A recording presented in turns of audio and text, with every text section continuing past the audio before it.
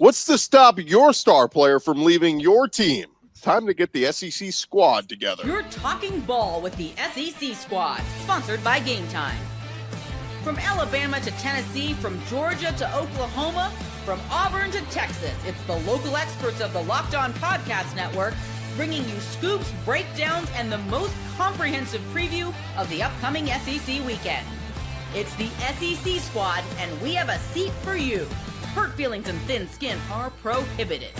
Squad up, you're part of the SEC squad. What's up, everybody? Welcome to the SEC squad. Sit back, grab your favorite beverage, and join us as we get you ready for another week talking all things SEC. And today's episode brought to you by FanDuel. Right now, new customers can get $250 in bonus bets when your first $5 bet wins. That's at FanDuel.com. Let's welcome in our group, our squad. We got Zach Blackerby, host of Locked On Auburn. We've got John Miller from Locked On Mizzou, Chris Marler, Locked On Gamecocks, Jimmy Stein, Locked On Bama, and Eric Kane joining us from Locked On Vols. Boy, have they had a lot of stuff to talk about this week. Guys, welcome in.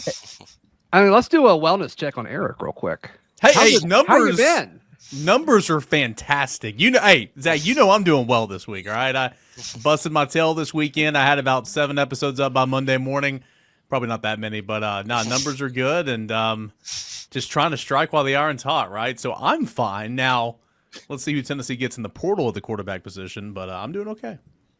Yeah, that's where I want to start, guys. The Nico Iamaleava saga that transpired in the last week. This thing's not even a full week old yet. I mean, last Friday we hear the reports that he wants to rework his NIL deal with the team and all this kind of stuff, and then we find out he missed practice. And by Saturday morning, they're about to go play an orange and white spring game. We find out he's been dismissed from the team after missing Friday's practice, and all this thing happens so quickly. So, guys, throw it out to you. What was your reaction when you find out Tennessee no longer has their starting quarterback? Well, first of all, I think go ahead. Sorry, I was just going to say, first of all, Eric looking handsome, but yeah, that bank account's got to be looking fat for sure after this week. A lot of Nico talk. But what I thought, not only is it, of course, a little bit wild that Nico is holding out of the spring game looking for $4 million that evidently at the moment it doesn't look like he's going to get. I thought it was just as crazy that his people, his dad, are putting out there that, oh no, we're not holding out for more money. We just wanted to tell you what to do with the roster, as if, I just need better offensive linemen and that kind of thing. That's every bit as wild, if not more wild, than just asking for more money to me. Is that BS, Eric? What do you think? And here's the whole thing about that. Like, if it's not about money, it's about the offense. It was April the 12th when all this started going down. Like, not December the 12th, not December the 21st when Tennessee played in the playoff game, not whatever the 27th when the transfer portal closed. We're talking April 12th. So if it was really about football, if his reasoning for wanting to get away from Tennessee was really about football, it would have already happened. And I've done a million shows on this. At the end of the day, you're your own person, so some of this falls back on Nico at some point, but this was not all Nico. That is abundantly clear for sure. But whenever you fail to go to practice on a Friday morning, then that's when it is Nico, and it unfortunately ended pretty badly. My favorite aspect of the story that isn't getting as much light because it's moved so fast and like it had its 6 hours and then something else dramatic happened in this, but is Dan Lanning calling Josh Heupel. Like, I just think that is awesome. I think that's my favorite part of all of this, and it's kind of like out of the news cycle at this point.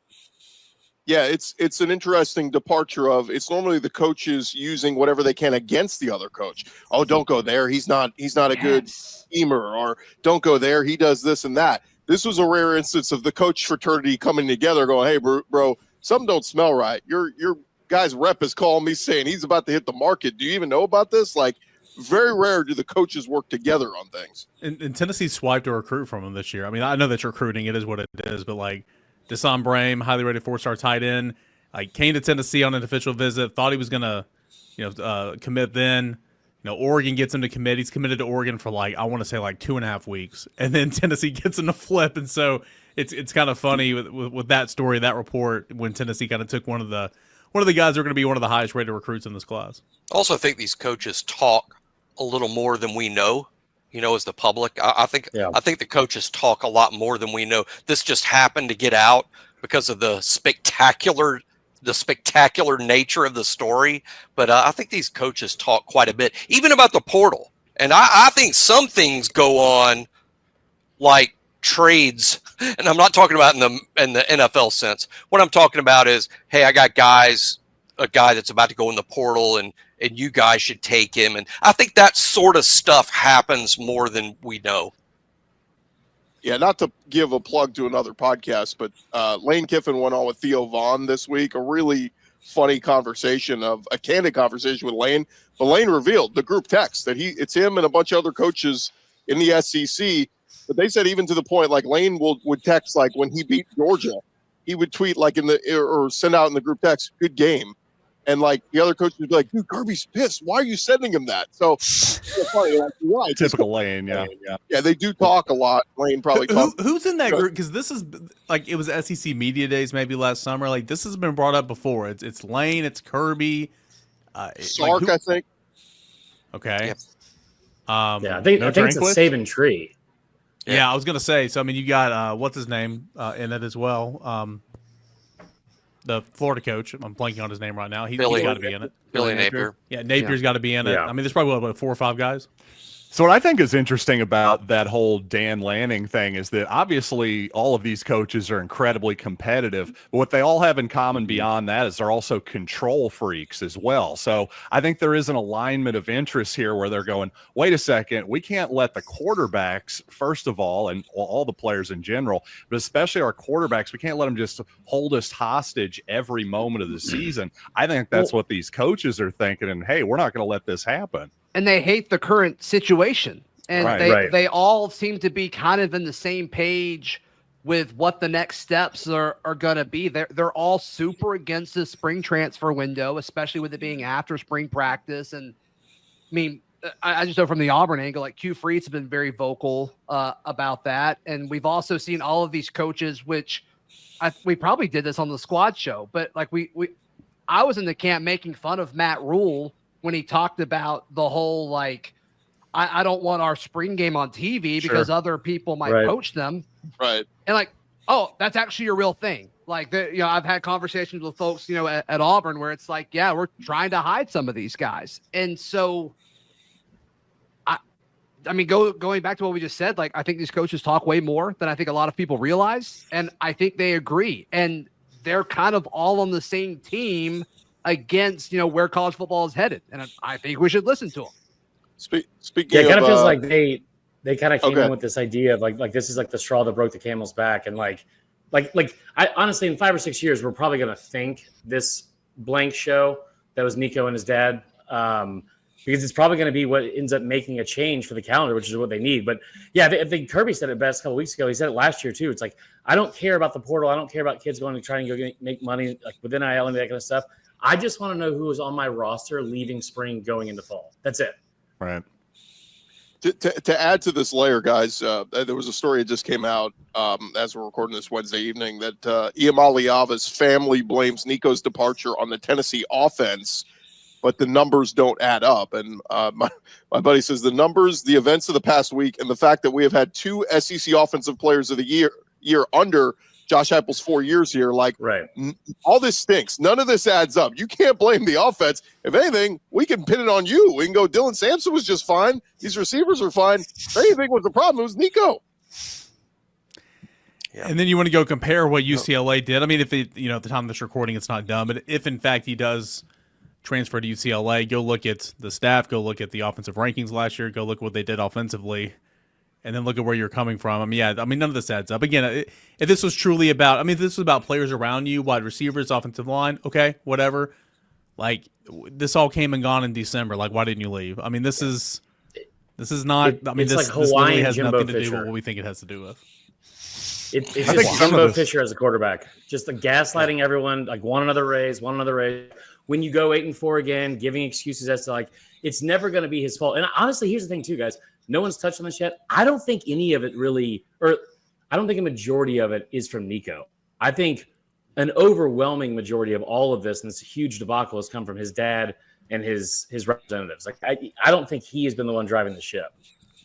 Yeah, and so many people that are anti-NIL and anti-transfer portal, like they are eating this up, right? But this is an extreme situation of people close to it. We're assuming it's his father. I mean, I don't know him personally, but everybody's running with the assumption that it's his father. But whoever it is that's close to Nico, like, how many of these guys are in situations where something like this could actually happen, and the individual player is going to listen to this person that's close to them? Like, I do think that number is lower than the naysayers of the current state of college football would like to admit. I don't know how many people in college football could actually do what Nico attempted to do a week ago.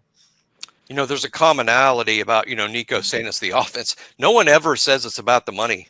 Even in NFL free agency or Major League Baseball free agency, no one ever says, why'd you choose the Rangers over the Twins? Well, they're paying me a whole lot more money. No one ever says that.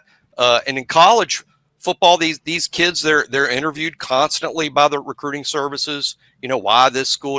No one ever says money, but I think we all know what's kind of, if not the driving, force behind it all. But for Nico and his people to hint it's the offense is just sort of absurd. I don't know that anyone's buying that anywhere. Yeah, Gordy, I know you. Jimmy, a lot of people moved to LA for non-money reasons. People, I mean, like, you know what I mean? That's like the first thing you want to do. Like, when what's drawing him to UCLA's offense, other than the fact that they don't score? Maybe he can help that. But I mean, it's really absurd. Well, it'll also be interesting too, because the tax. I mean, he's going to take a killing in terms of the income tax you have to pay. So if you are not going to be getting paid as much as you were at Tennessee, then you are taking a massive pay cut. But end of the day, like, I couldn't agree more. It's that's why it's kind of sad. I mean, I'm not in these conversations, so like I'm not going to act like I'm right there. But Nico liked it here at Tennessee. I feel like his teammates liked him. I feel like he liked being a part of that locker room.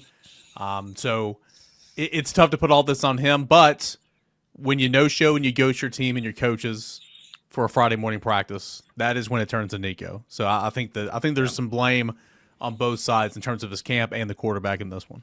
Yeah, he could have. I can't wait to find out Pete Nakos has been behind it the whole time. It's been a whole like just puppeteer the entire time. Hey, look, I'm waiting for the story that Nico has to wait tables on the side just to make ends meet out in LA with his minuscule NIL deal he's going to get. All right, when we return, guys, what's to stop your star player from leaving your team? The SEC squad. Talking more ball next.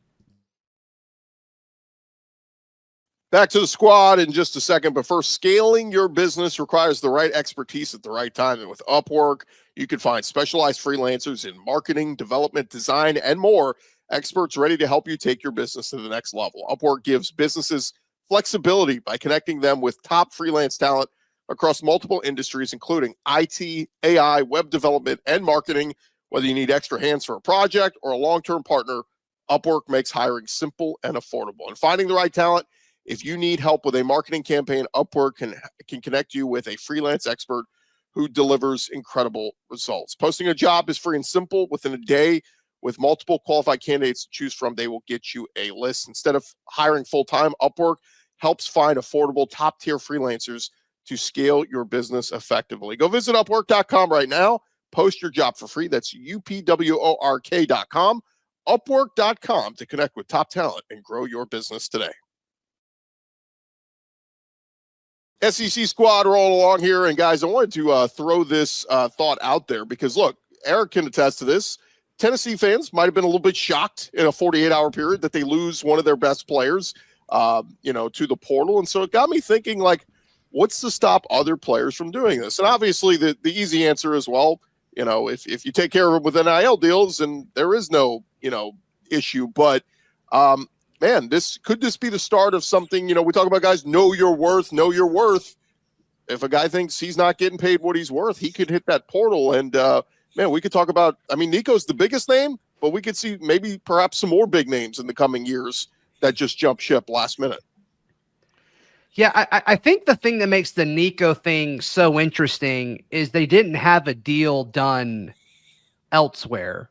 And I think you're going to see big names leave.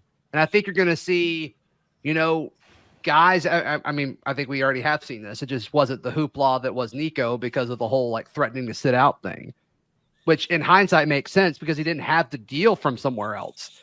So I think most of these. I don't think that's true, by the way, but go ahead. Really? then why wouldn't he just take why would he just not do one more to practice with Tennessee and then? I'm sorry. Are you talking about the practice? Or are you talking about the playoff game report? I'm talking about. I saw a report a couple days ago about how he and a couple others were threatening not to play in the Ohio State, college football playoff game. I'm just saying, I'm talking more about like if you're asking for $4 million from a school and you're threatening to sit out over it, you should have the leverage of having the deal somewhere else. And that's kind of sorry. No, well, I just think when somebody asks, like, if I'm a player that's currently making $300,000 a year, I want to make $500,000 a year. With as much tampering that's happening, and nobody seems to care because all coaches are doing is like this unspoken, agreed upon thing. If I'm going to pitch a fit, if I go to my school's collective and say, "Well, I need $500,000, or I'm out of here," you typically have the leverage of having that deal somewhere else. And so, to me, I think the Nico situation isn't going to happen that often because I just don't think that's how most of these people are negotiating. Well, I think to answer Chris Gordy's original question here, I don't think there's really anything stopping them other than leverage. And I think a lesson that I hope a lot of people across the nation, players learn here is don't overplay your hand, because I think that's what Nico did here. If you look at the other side of these negotiations from Tennessee and obviously Josh Heupel's perspective, I think Heupel, you tell me if I'm wrong here, Eric, I think he's pretty confident in his ability to run that offensive system and find a quarterback that he thinks he can hand the keys to. I think that's what he's saying there as much as anything, because obviously the money means something, but it's more just like, hey, who the heck do you think you are? I'm going to try to wrest control back of this program. Yeah, I think he was pissed off at Nico and the whole situation because, quite frankly, when you don't show up to practice the day before, your coaching staff is calling you the entire day, and then apparently he talked to the offensive coordinator. Huh? He's dinner with OC the night before. The OC and the team the night before. Yeah, and that was after Nico's his initial report came out, and so and then you go and you can't get a hold of him all day long, and then finally you call the OC Friday night, as it was reported. I think he felt some type of way about it, but then he went on and he was like, "Look, I've won with old quarterbacks, young quarterbacks. I've won with guys that started to get hurt in week 6, last day of training camp." I think he feels confident in himself, but I also feel like he was feeling some type of way on Saturday. But there's no doubt that, right Tennessee, certainly in a perfect world, they would have brought Nico back. I just think there was a certain line that he didn't want crossed, and it was crossed. Do y'all think if he would have just go ahead, Marler? Like everyone keeps forgetting about this, he already had a deal.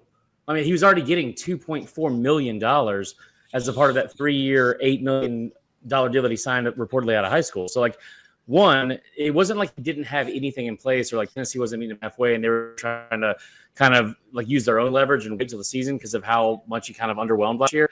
And then the other thing too is nobody in the country is happier right now than that kid from Tulane that went to Duke and got $8 million for 2 years, because nobody is talking about that guy fleecing one of the smartest schools in the country because of what Nico just did. Well, that's the thing I've been saying all week is know your worth. Like they always tell the kids, know your worth. That's meant for a kid making 0 who wants to be paid $200,000. Like, know your worth. When you're already getting $2 million and you're a pretty decent average to decent quarterback, but you're not great, that's your worth. Nico was getting paid his worth. So him to be like, but I get what it is, the wandering eye. You saw Darian Mensah go to Duke for $4 million, and we saw Carson Beck go to Miami for $4 million. We all agree both those deals are insane. Neither of those guys are going to live up to that money. So again, it's almost like those big fat contracts in baseball where this guy gets a 12-year deal. Nobody thought that was a good deal for Pujols to go to the Angels for whatever it was, $100 million at the time. But just because they're stupid and did it doesn't mean I have to be stupid and do it. But they're going, well, that's what the market dictates. No, the market doesn't dictate that. 2 idiots got paid stupid money, right? Well, and we're also assuming that number is correct. I mean, it does seem like the closer you get to it, the reported numbers seem to be higher than what the guys are actually getting. But to me, and I've said this since NIL started, but why are contracts not a thing? And when they are a thing, people are talking about Nico's deal, it's like, yeah, but clearly it wasn't Clearly, it had no strength or value whatsoever in all of this. So people bring up the coaches' contracts. They have buyouts. Right. Put a buyout in the player. Oh, Nico, Right. you want to go? Fine. Pay back this amount of money in your buyout, right? Yeah. And so is that going to, like, that's not going to change when everything switches over, July 1st or whatever, to my understanding. I still don't think contracts are allowed. Y'all correct me if I'm wrong on that, but I don't think that's allowed to change. I was going to say contractually, there's probably some hamstrung issues with coaches are contracted with the university. And of course, these players have contracts with collectives, which are not the university, wink, wink, but they're not the university. And I think that's why they lack some bite. I don't even believe that the collective contract language can say you must play at the University of Tennessee. You must play in 13 games. You must listen to what Josh Heupel tells you to do. I don't think that's all in those collective deals. And I think that's one of the reasons it makes it almost easier to, for lack of a better term, hold out. Yeah, because it can't be performance based. NIL deals still can't be performance based. So, and then it's like if they become performance based, you almost go too far in the other direction. So it's I don't really know what the answer is. I will say there's another pushback here. Go ahead, John. Oh, sorry. I was just going to say, real quickly that the other part of it is I don't think any of this is helping Nico Iamaleava's his value in the eyes of NFL people either. But go ahead, Marler. Right.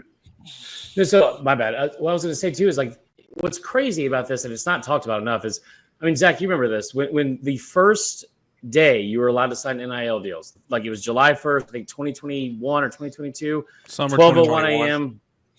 Bo Nix comes out with that Instagram ad with Milo's sweet tea that he posted at like 12:01 a.m. Like the next morning, we heard about the first big deal. And it was De'Aaron King, a transfer quarterback that went to Miami, and he got $20,000 from college hunk movers in Miami. And at the time, it was like that was a big number. And now that's nothing. It's only been 4 years.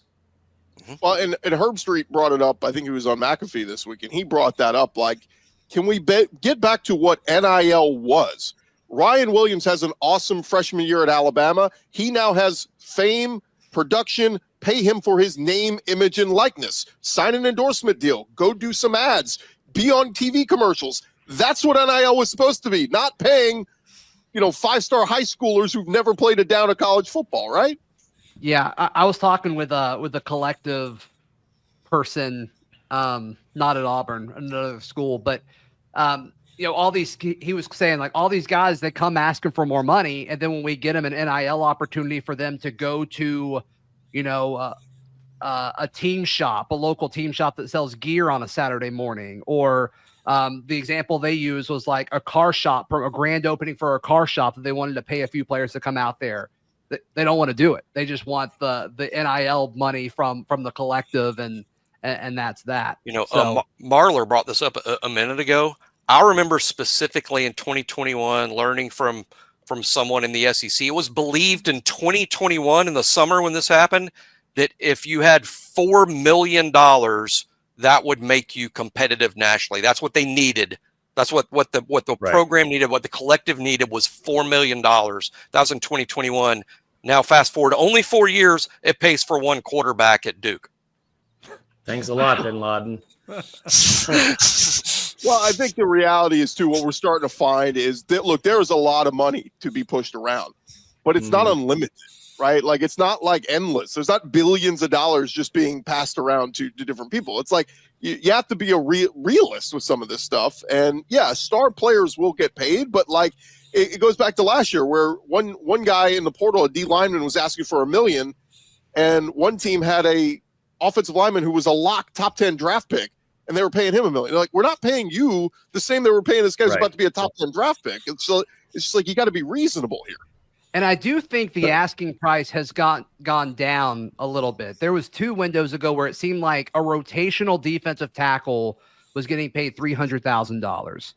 And it doesn't seem to be that high anymore. Based on some of the numbers that I'm hearing, you guys may be hearing that it's gone the other way. But based on like some of the conversations I've had over the last week or so leading up to the portal, it does seem like the market is leveling out and becoming a little bit more realistic to some extent. I would Gordy, think that quick, it I'll would say at a this too. certain I point. think you're wrong about that. Damn it, John, my bad. I did it again. It's all good, man. We just have bad timing at the moment. You go ahead. So I was going to say, like, it's actually, I think you're wrong about like the money part not being realistic. No, I'm not saying that. I think I don't think the money part and being realistic with the money, I don't think that's accurate, because there's never been a time in this conference where I've felt like money has been real. And you think about the COVID season, right? And how much money like these universities were losing. There were 3 SEC coaches fired that year. I mean, Will Muschamp got $32 million from 2 schools. Auburn paid like what, $34 million with a couple coaches combined before Harsin. A&M gave Jimbo Fisher a $76.8 million buyout. Like, money's never been real in the SEC. And until somebody starts trying to budget anything, I mean, The only differences that I would point out is when Jimbo Fisher gets a bunch of money, that comes from the athletic department. None of this money is coming from the athletic department. So it's almost as though, whoever owns the Mets is like a multi-billionaire who has actual equity in the team. They're not asking like the local Mercedes-Benz dealership, the guy who owns that, to pitch in for Juan Soto's contract. That wouldn't make any sense. Can you but that's imagine? exactly what we're doing in college football. It's literally what we're doing. Could you imagine if Green Bay sent a letter to all their fans saying, "We can't compete with Jerry Jones and his landman money. Exactly. We need all of you to help pay us so we can pay Jordan Love." And by the way, it wouldn't last a week. They It's didn't even give you a crazy. dividend. I can't even get a dividend off Juan Soto's contract. I can't get a dividend off Bo Prabula. Come on now. Well, let's pause it right there, guys, because when we come back, we've been talking very serious. I want to have a fun topic when we come back, and I'll just leave it with 2 words: jersey retirement. We'll talk that next.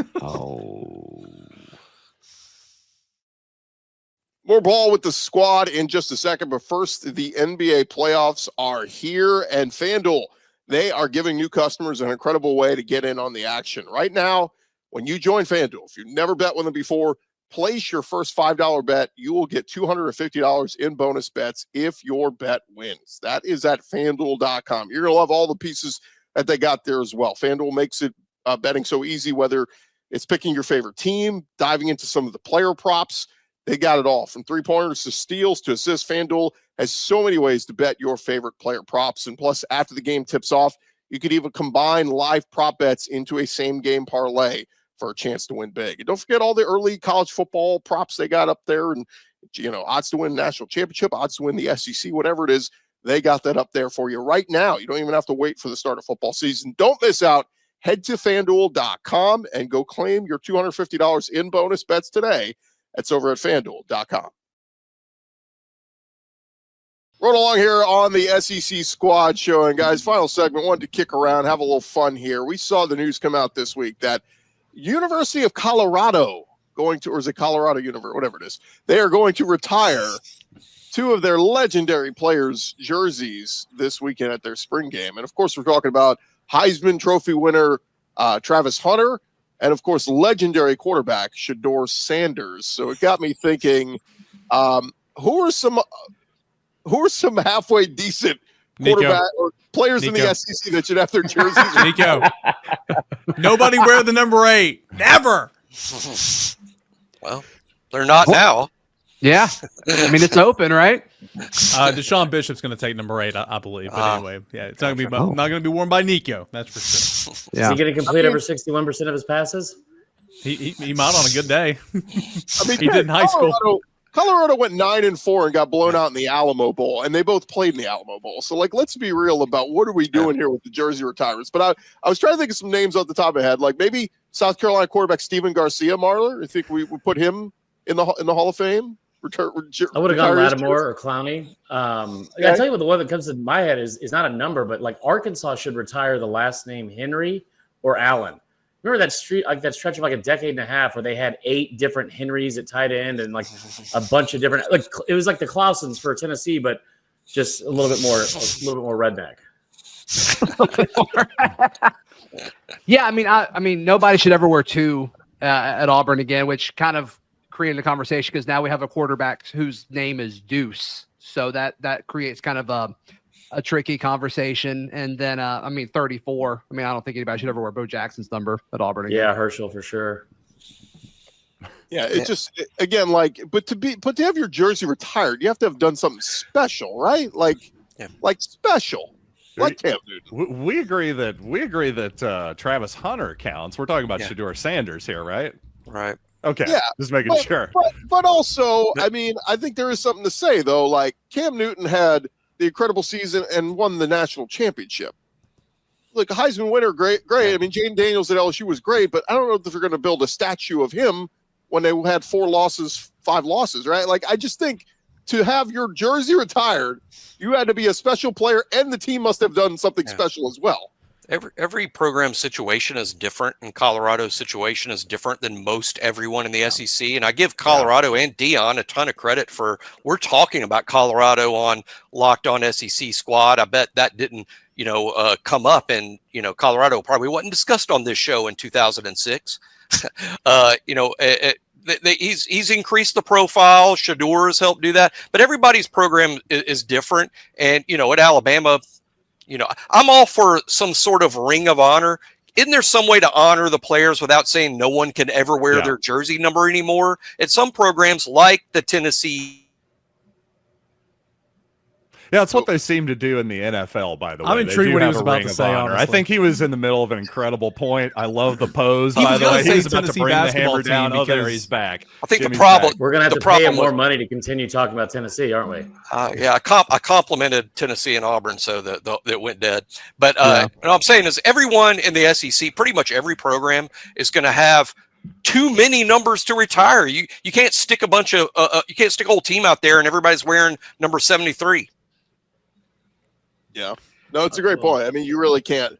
I think what they do is they retire the jersey. They don't retire the number, right? Like, because you got 100 kids on the roster. You can't. What does that mean? Tennessee baseball has no 3 jerseys retired, and they still got players wearing them. Tennessee basketball number 5 has been retired for a couple of years, but Zakai Ziegler wore that this year. I mean, I think it's unique. I think it's school by school, but it's still kind of weird. You can retire the jersey, but not the number. I mean, what are we doing here? What does that mean? I feel like, I tell you what I wish they would retire is kickers wearing number 97 or 98, because that is so dumb. Just so dumb. Also, 7. What's the ideal kicker number? Not a great What's number. the ideal kicker number?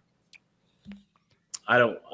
See, I think it's funny when kickers wear 90 Has something. to be 3. 3 or 1. Yeah. I think it's hilarious when kickers wear a high 90 number because they're skinny and they're small, and then they come out there with 98. Or Tennessee's got a place kicker that's 95 and a punter that's 98, and I think it's hilarious. Are they Australian? The punter is, yes. Real quick as we wrap up. Honestly, they were trying to get a lower number, but since most of this Australians are on the metric system, they probably just end up going to a higher number. Also, I don't understand the metric system, and I feel like I might have opened myself up to some harsh criticism in the comments here.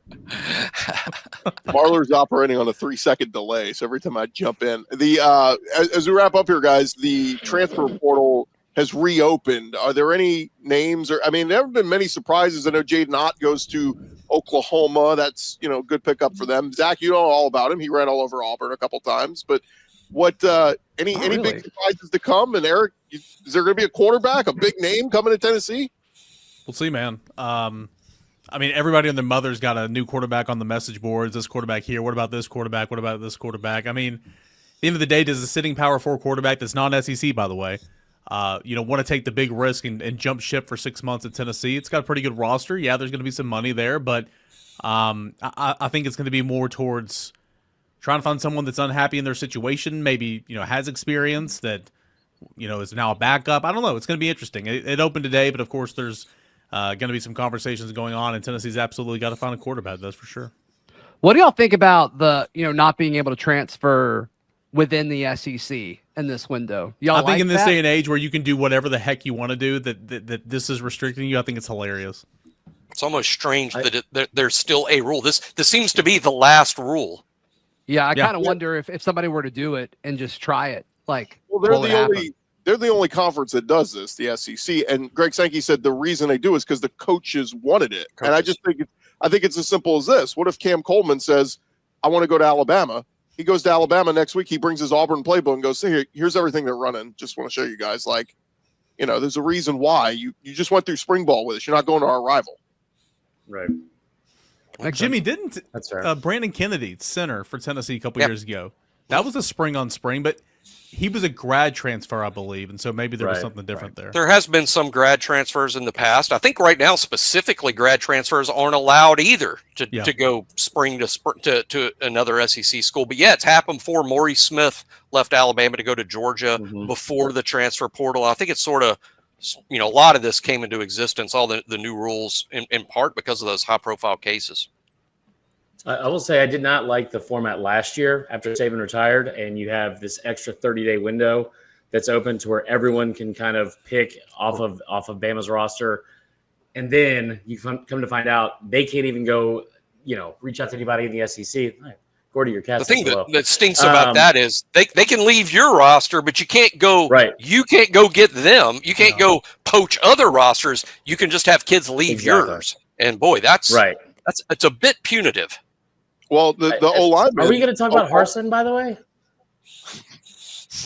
Go ahead. Talk about Harsin.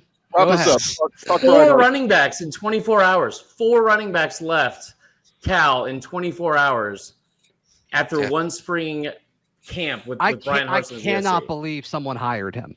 I can't believe it. Crunch Fitness. Wow.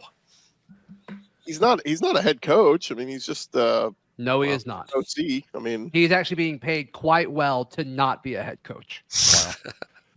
Yeah, again. Wow, there's a lot of folks in the SEC still paying those bills. Jimbo Fisher says hello. Ed Ogeron says hello. So they are better coaches than Brian Harsin. Well, Ogeron's at least got a championship, but so does Jimbo. Jimbo does too. Yeah. Oh yeah, forget about Jimbo's that. got a big one. Oh yeah. So does Orgeron. Jameis Winston won that one. All right, gents, it's been fun. It's always fun to talk all things SEC. Hey, a reminder to follow and subscribe to your favorite SEC squad or team or show here on the Locked On Network. We'll be covering your favorite team throughout the offseason, almost in the summer months, guys. SEC Media Days will be here before we know it, every day throughout this offseason. And don't forget, I'll have you covered with the entire conference every day with Locked On SEC, part of the Locked On Podcast Network, covering your team every day. Hey, if you can throw an RPO slant and a vertical, head on down to Knoxville. Please, come on down. Brian Harsin stinks.